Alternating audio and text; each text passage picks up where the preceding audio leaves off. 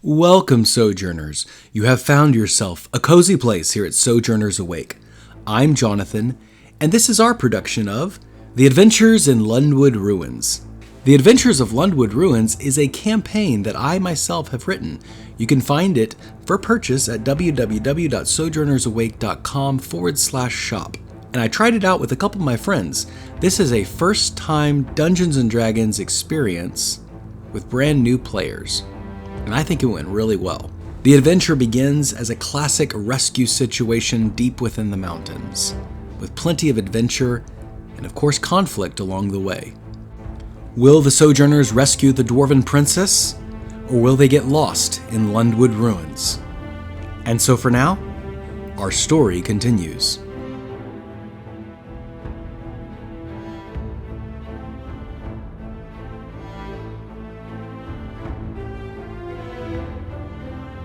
And so for now, our story continues. The captain of the guard stands impatiently in his office. He looks out the window over the citadel of Andorra, nestled in the mountains on the kingdom's western and southern border. Papers requesting immediate military aid litter his desk. A nervous scholar fumbles through his books while adjusting his oversized spectacles and wiping sweat off his tangled hair. Mariella, you stand in the room waiting for the captain to speak. The war has put the city on high alert, and between the rationing of supplies and the emergency drills, your life has been pressed by much activity until today. You were called to the captain's quarters to be paid for a mission that would cover 3 months of your living. Suddenly, Arave, you walk in late. The captain gruffly exclaims, "Good. Now we can begin."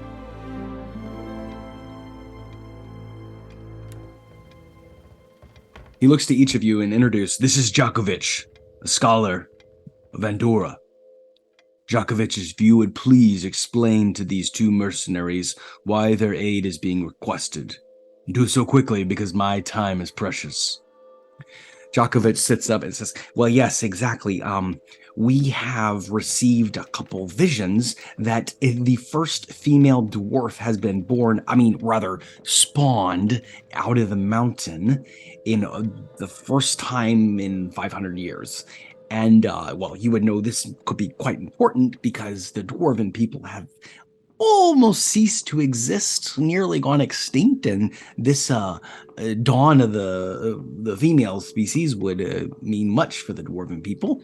And but the only problem is she seems to be some sort of stasis, some sort of limbo, and the reports and the spies are very fuzzy, and the visions are very unclear, and so we are requiring you to go in and investigate," and the captain interrupts, "and prove that these theories are correct. I do not have time to be sending whole squadrons of soldiers to go gallivanting through the mountains to God knows what horrors lie in the Lundwood Mountains. But we can afford to send 3. The scholar then pipes up, "Who's the third?" The captain acknowledges.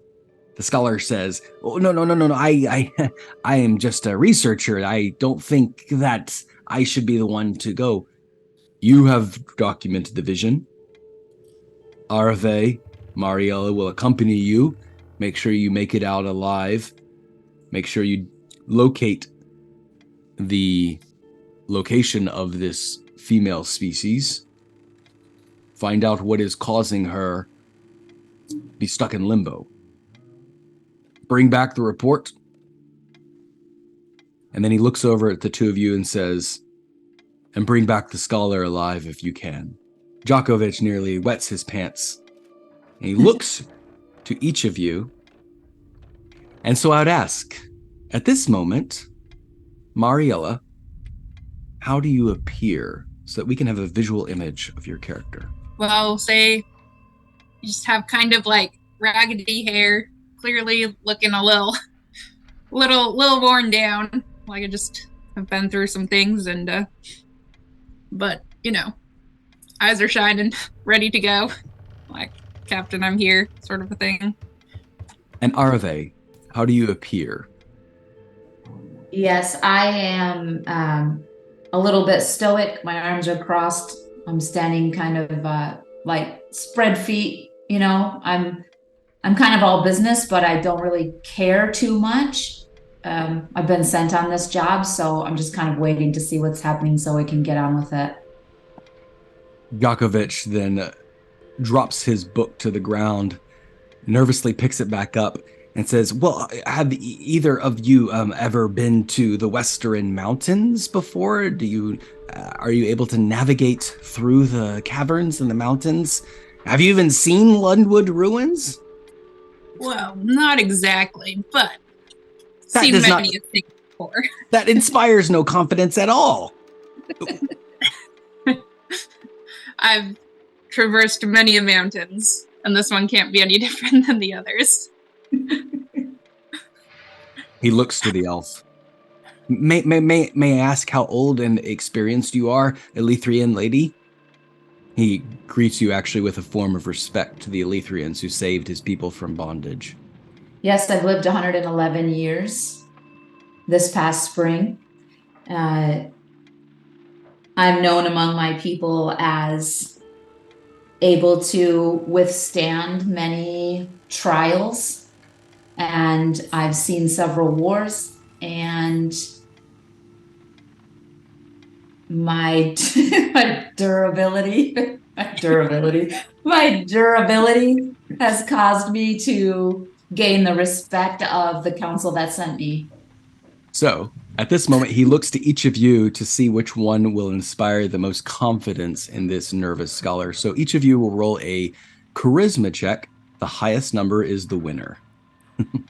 This is the 20 D20. Yeah, Chunky Boy, first roll of the game is just to see who is going to win over his favor. So I have an 11, but I have a +2s. Is that right? Yeah, indeed. So 13. 13. And I also have an 11, but I have a -3. And that's about what I thought. He then looks over to the Elethrian and he says, well, that does make me feel better then. He stands a little bit closer to you, Arave, and says, I suppose with your guidance and leadership, you will get us through to the Lundwood ruins, and you will help us find this dwarf and bring magic back into the dwarven kingdom. This will be nice.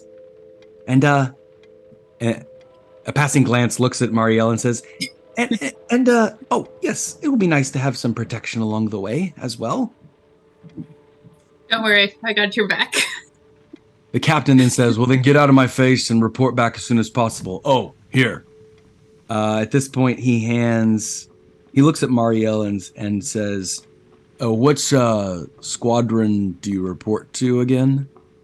Yes, I'm in the military. Special very forces. Good. Yeah, very good. Excellent. He sees your badge and he hands you the communication device by which you are able to communicate back and forth through him. It's a small handheld rock.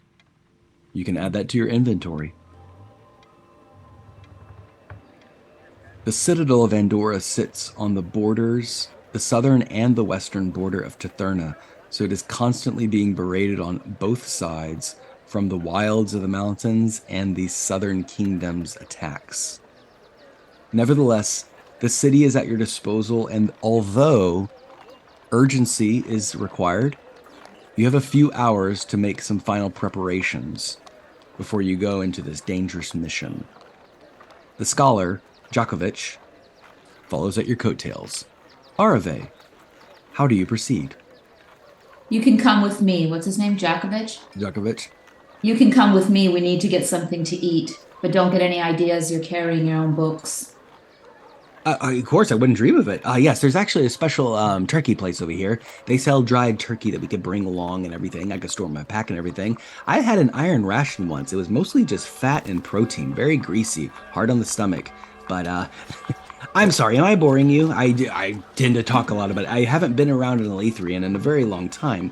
And I was wondering if we could possibly steal away a little bit, perhaps when Marielle is keeping watch, and we could talk about some insight that you might have into the universe. I would greatly love to sit under your tutelage. And at this moment, he's buying the turkey legs, just talking to you and jabbering on. Yeah. That food sounds fine for you, but I've brought my own sustenance from my people. Oh, fantastic. Yes, I wouldn't expect a proud Elethrian to be squatting down to the low likes of these fine turkey legs. Hey, man, these are good turkey legs. I think they look great. Mariella, you can add 10 turkey legs to your rations. Yes. And Arave, what special foods would you bring? You can bring 10 of them. I would bring a special flower juice that only takes a couple drops to rehydrate me. I have a vial of that. I also have dried petals from the same flower to use as seasoning. I love that. Oh my gosh, that's great. And I have to think of 10 things. No. You have 10 of those. That's great. Yeah. Oh, okay. Well, that's only seasoning and liquid. But I love the efficiency of it. That's very cool. Yeah. Okay. I'm stealing that for sure. Okay, great. I'm gonna give you a luck token for that. You just invented a new food. Perfect. Yeah. All right. And Mariella, how do you respond? How do you proceed and make preparations before your adventure? Well, I got my turkey legs. Gonna sharpen my sword. Probably need like a tent or something like that. Tent? Indeed, yeah. You bring a tent, enough for, we'll just say a camping set in your inventory. And I like that you incorporated your weapons. So I'm going to say, in preparation for your weapon, since this is how you spend your time, it's going to be a little difficult though. So I would like you to make a dexterity check, 6 or higher. If you are successful, you get a bonus to your weapon. With the D20, right? Indeed. Dexterity. 10 minus 3, so 7. Oh, hey, 7 is higher than 6. Fantastic. So what you're going to do in one of the skill bubbles, you're going to add a +2. This just reminds you that anytime you do damage, that sword is going to do +2 damage in addition to the dice roll. Cool. For both of my swords or just one? Well, I guess they fight together, huh? Yeah, for both of them. It's like...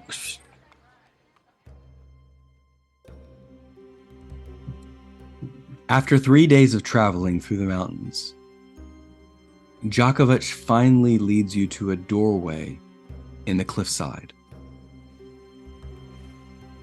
Your ponies are gathered nearby with your supplies required for a mountain journey. Djakovic leans up against the mountain out of breath. For up here in the mountains, the air is a little thin. Immediately you see upon this door 4 symbols: a flame of fire, a wave of water, breath from a cloud, and a strong mountain peak. The door is shut.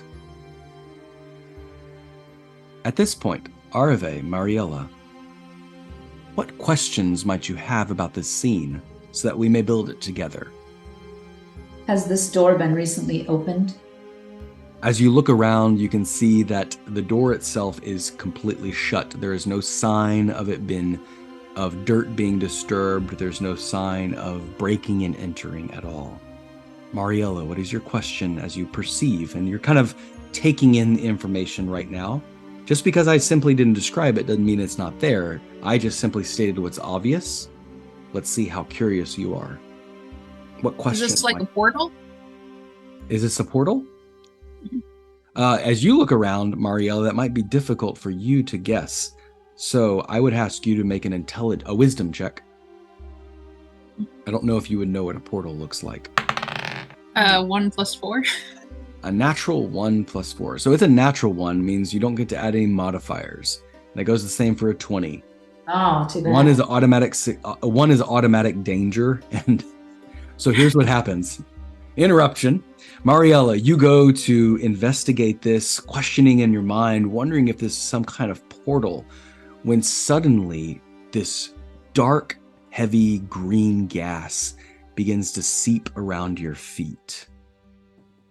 Immediately, your feet start to tingle as your nerves begin to numb. The ponies begin to stamp and go nervous.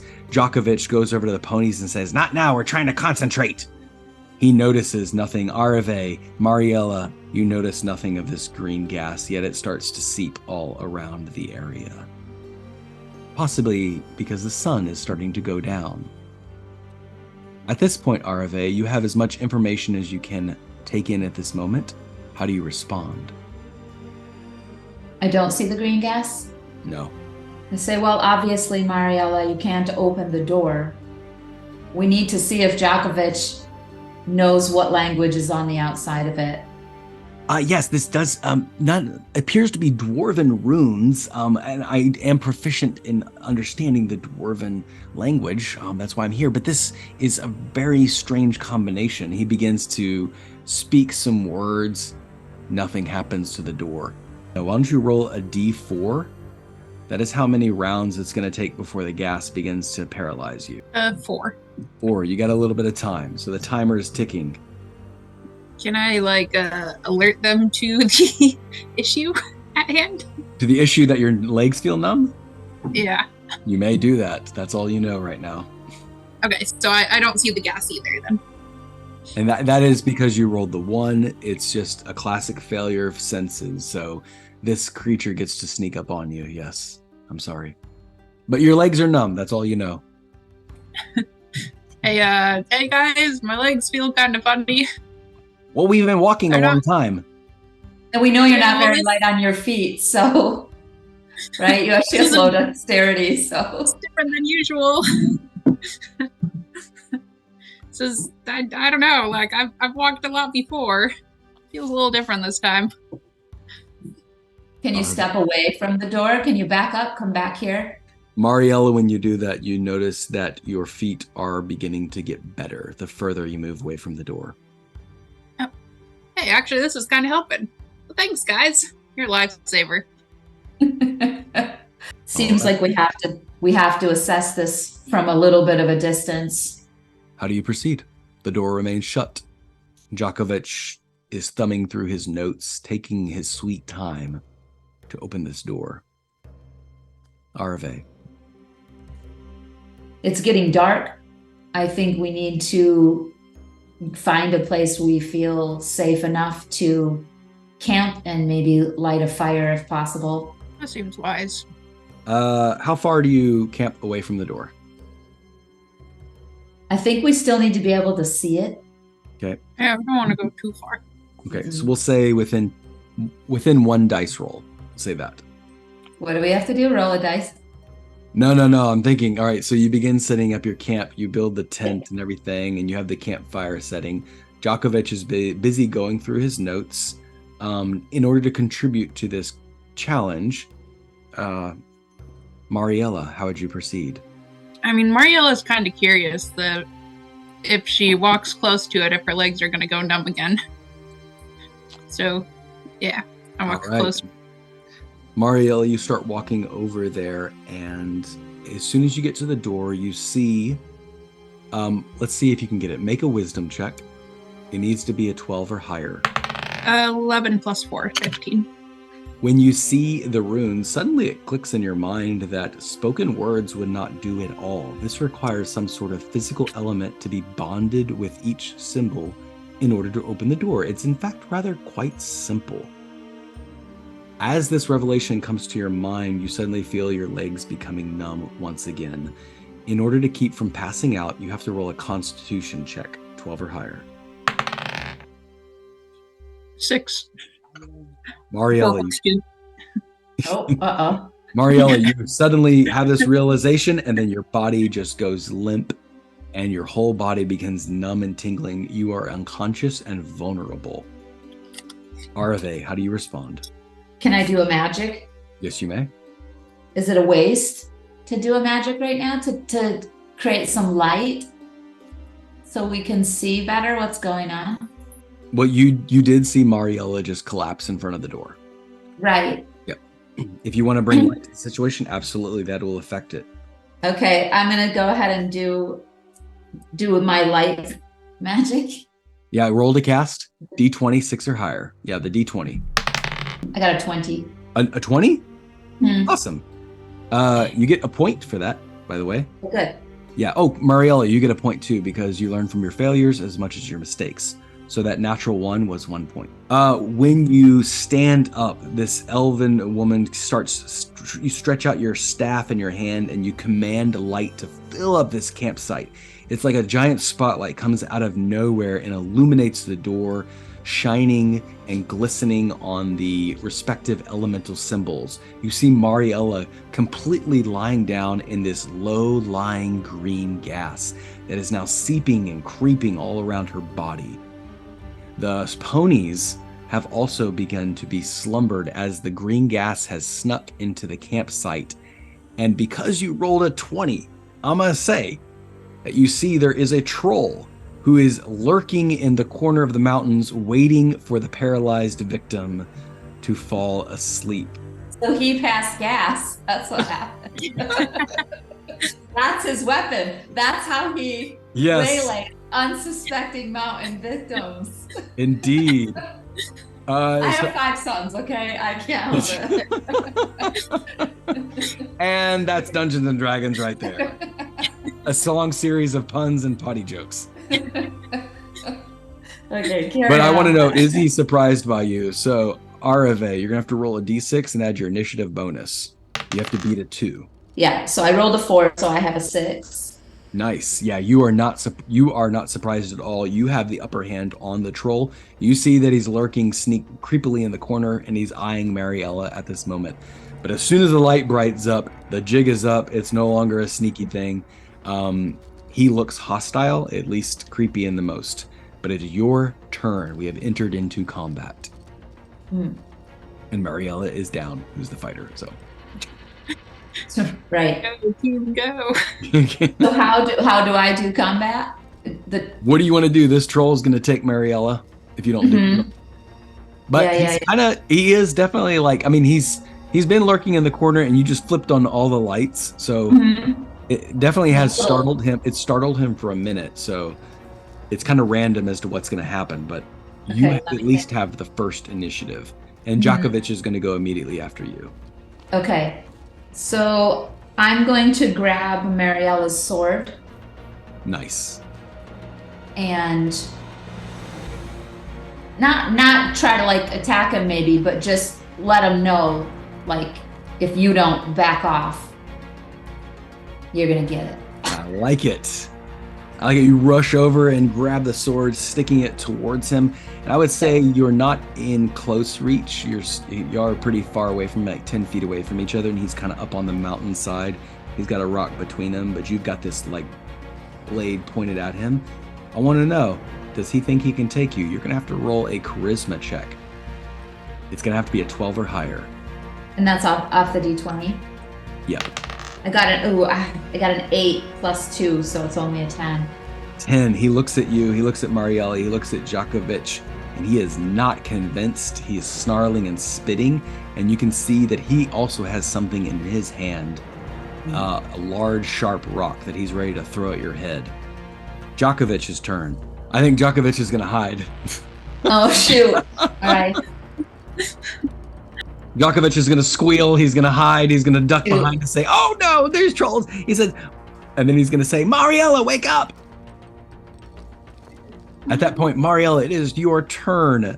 Will your body be able to shrug off this horrible paralytic gas? You have to roll a Constitution check, 12 or higher, to wake up. 16 plus 2. Yes.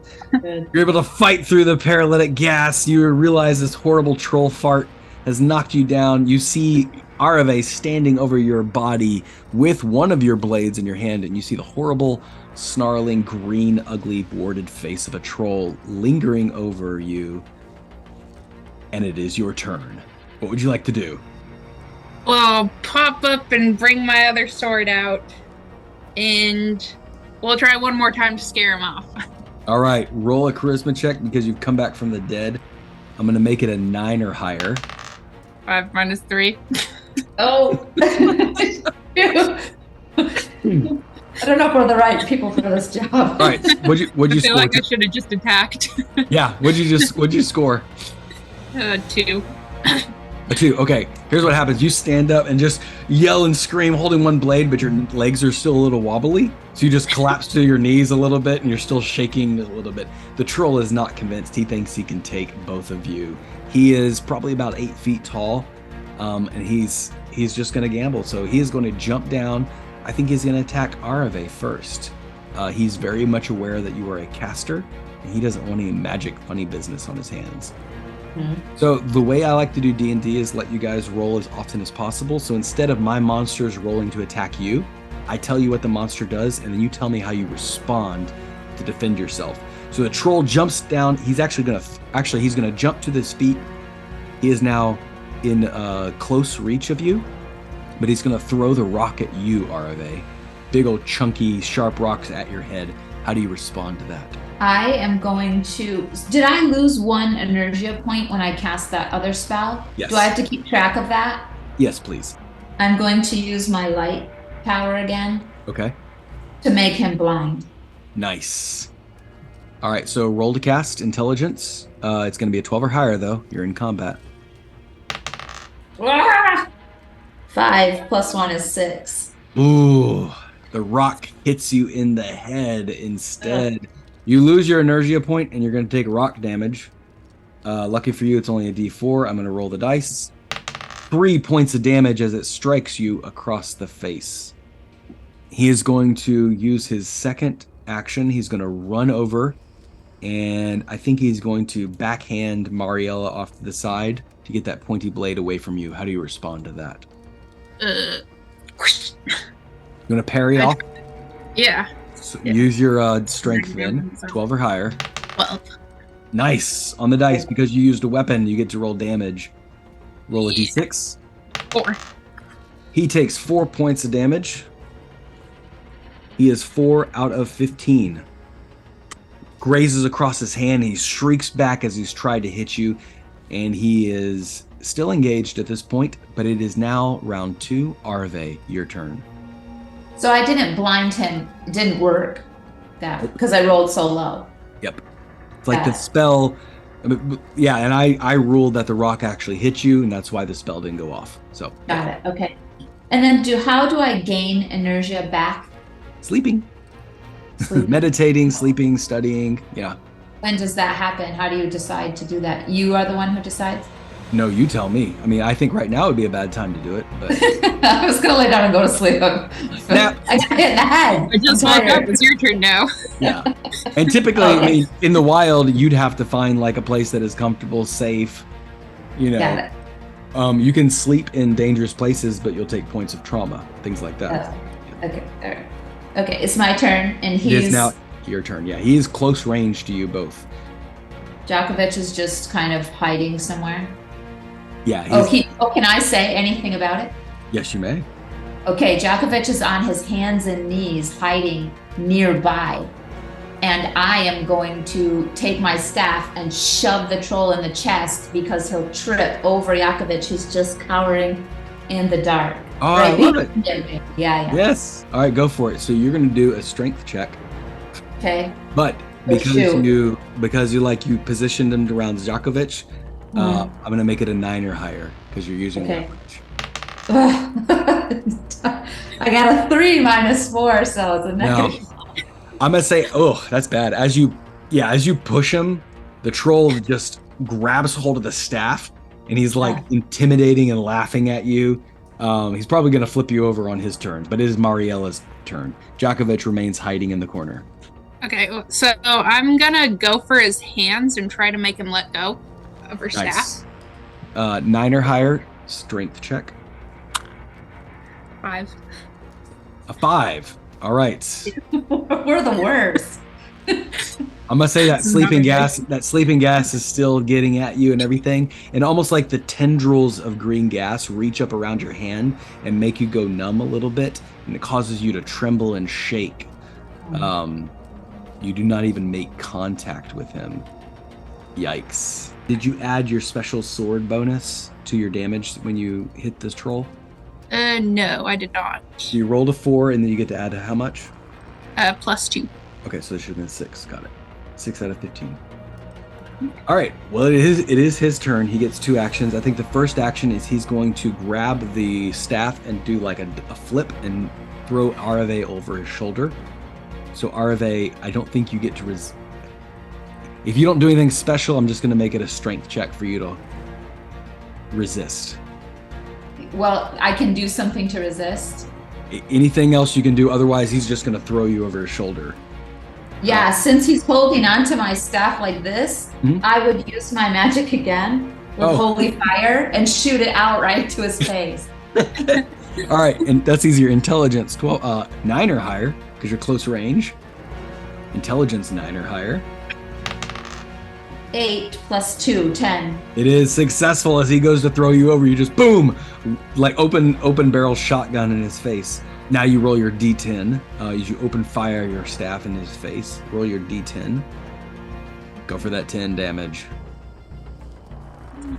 8. 8 points.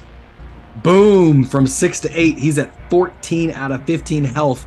It's just like blasts open his face. His jaw is fried. He's at 1 hit point. He is stumbling backwards, and he indeed lets go.